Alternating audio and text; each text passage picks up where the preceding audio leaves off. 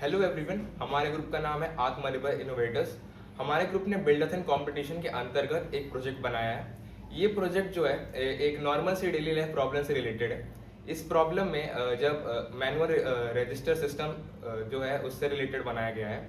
जैसे कि जब हम CS लैब जाते हैं तो वहाँ पे अटेंडेंस लेने में काफ़ी टाइम वेस्ट होता है, जिस वजह से टीचर्स की एनर्जी और काफ़ी ज़्यादा टाइम वेस्ट होने के कारण जो कुछ इंपॉर्टेंट टॉपिक्स नहीं पढ़ाए जा पाते, जिस वजह से टीचर्स का भी लॉस होता है और स्टूडेंट्स का भी। इसलिए हमने सोचा कि हम एक RFID based automatic attendance system बनाएंगे जो कि कम बजट का रहेगा, क्योंकि यूजुअली जो हमारे अटेंडेंस डिवाइस रहते हैं वो थोड़े हाई बजट के रहते हैं।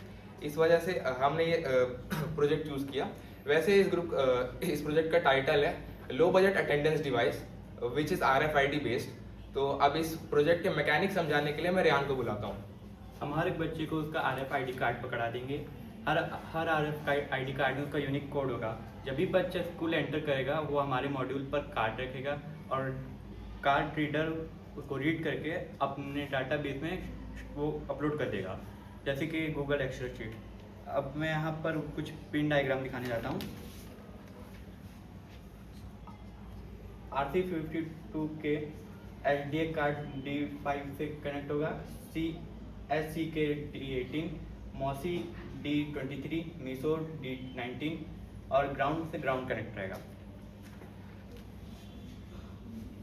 We will be explaining the workings of this model. So the basic working starts from module. So Rehan is tapping up the card on the module. So the module reads it and sends the all the stored information to the Excel sheet or the Google Sheets according to the cloud services or the loggings you are using. In case you have forgotten the card, we have a more safer option that you can use. This is an RFID card that can you attach with your keychain or any other thing. So this works same as an RFID ID card. So when you place it, it shows the same signals and store the same information. Now I would like to invite Vikalp to convey the message he had.